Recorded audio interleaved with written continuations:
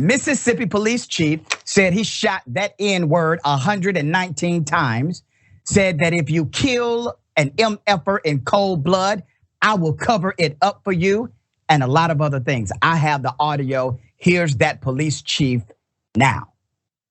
Let me explain something to you. Come on. You're going to get in some in the street. There's only going to be one man fighting for you. All right? Yeah. That's going to be me. Okay? Don't ever ruin that. All right? Because these other they'll let you fry. Okay? I've killed 13 men in my career. Okay? Ooh. Justified. Huh? Ooh. In my career, I have shot and killed in the line of duty 13 different people. You just shot so many? Yes, sir. Yes, sir. Justified, bro. Okay. Ask around. They ain't gonna tell you no. I got a big corn shootout, man, a cornfield over there. Jimmy Dale Thomas, he worked it. Justified, bro. I shot that 119 times. Okay? I don't give a if you kill a with a cold blood. Do it, right? Do you hear what I'm saying? Yeah. I will articulate to fix the problem. And I'm the only man in the business here that's smart enough to do it, I promise you. I don't talk weird. I don't talk. I ain't got nothing for you. Put up this racist SOB full mass here. His name is Chief Sam Dobbins. Chief Sam Dobbins almost was able to retain his job, even though it is clear he is a racist piece of garbage. He said in his quote that he shot that N-word 119 times, that he has killed 13 men over his career, which, by the way, less than 1% of police officers will ever kill one. He has killed 13, so they made him police chief. He also said that he would actually cover up a murder because he does not give a damn if you kill someone in cold blood, according to his own words. Now, he was being recorded by another officer who knew how corrupt the police chief was. Now, you would imagine that after that recording was made public, that the city council of Lexington, Mississippi, that the city council would unanimously say, this chief has to go. No, the chief was voted out of his job with a 3-2 vote. He damn near kept his employment after confessing all of that criminal intent. Let me give you the background to this. Mississippi is now out of a job, the Mississippi police chief from Lexington, after the board of aldermen voted to remove him after a recording was made public, featuring him spewing racial slurs. Former Lexington police chief Sam Dobbins has previously denied that the recording was of him. He's a damn lie. Now, also on the recording, he's making comments that are antithetical to our brothers and sisters in the LGBTQ community. This guy checks all the boxes, all right? Every single one of them. When the other officer was recording him, he was actually trying to get more information. If you notice when he said, I've killed 13 men, the officer recording continued to say, who? Who? Trying to get that information on the record. There's more. But according to the former Lexington police officer, Robert Lee Hooker, that's the person that did the recording, who it's of the former chief for sure. Hooker resigned from the department. So the guy who made the recording had to resign from the department last week, citing what? A toxic work environment. In addition to the multiple racial slurs in the recording, Dobbins bragged about shooting a suspect at least 119 times. Now, here's where you highlight culture. Because remember, they say, well, there are more good cops than bad cops. Well, if that were to be true, then Officer Hooker would be celebrated. Would he not? The cop that made the recording would be celebrated. Hell, they would probably consider making him the police chief, right?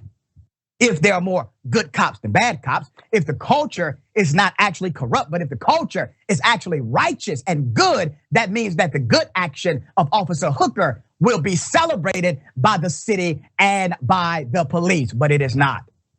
He exposes a racist, killing, anti-LGBTQ police chief, and then he has to resign. Police chief almost kept his job. There's more. As I said, the board voted 3-2 to oust Chief Dobbins. The recording was first obtained by the Mississippi Center for Investigative Reporting.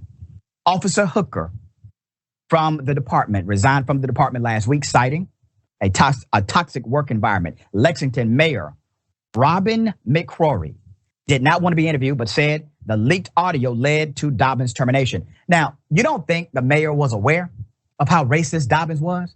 You don't think the city council, the aldermen were aware of how racist this chief was? He talked freely this way. He was saying the N-word as if it was something perfectly acceptable. It was in his regular conversation. This is how he talked. And everybody knew he governed the police department in this way. The reason why Officer Hooker decided to record him is because he said on the record, I knew they weren't going to do anything. I had to be the one to expose it. So he did what needs to be done more. He did what we call cops to always do. Report your own. Regulate the industry. Stand up for the people, the community, the citizens that you actually swear, take an oath to serve. Mr. Hooker did this. Chief Dobbins did not. Their fate is the same. Both of these men no longer have a job working in policing. One is a good guy, the other one is a bad guy. Isn't that interesting? There's more. Let's put up a picture of the mayor here.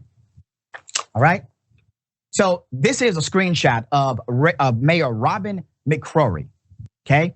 You see, back in 2006, she was actually arrested and charged with assault. So there was a story written about this in 2008. I had to go back to find this story. Mayor Robin McCrory was facing assault charges in Holmes County Justice Court. Why? The charges were filed by who? The city clerk, Ann Pope.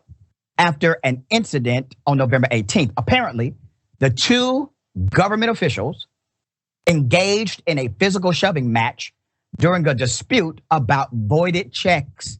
The mayor was arrested for assault. Now this is in Mississippi. What is Mississippi? According to Mississippi Public Broadcast, Mississippi in its capital city is the most residentially segregated in the United States. In the United States. So let's talk about what has happened here.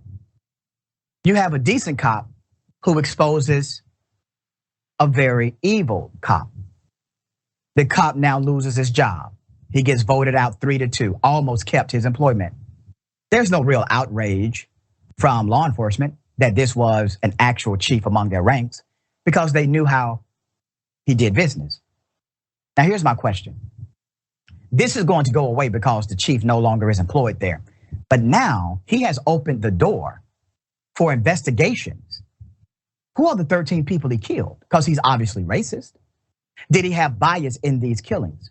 Why was he allowed to become a police chief with that kind of killing record when most police officers, the vast majority, over 99%, would never kill anybody in the line of duty? He's killed 13.